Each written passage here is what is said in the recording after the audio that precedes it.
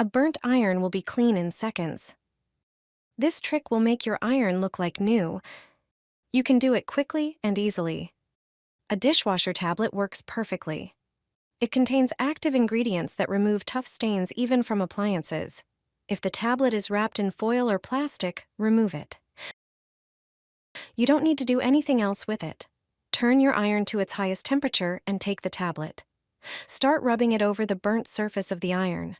The stains disappear instantly, and it leaves a fresh scent. If the tablet gets smaller, hold it with tongs and keep rubbing it across the sole plate. Use a cotton swab to clean hard-to-reach spots. Soak the swab in vinegar and rotate it inside the steam holes for a thorough clean. When you finish, wipe the iron. It will look like new, and you can continue ironing your clothes without any problems.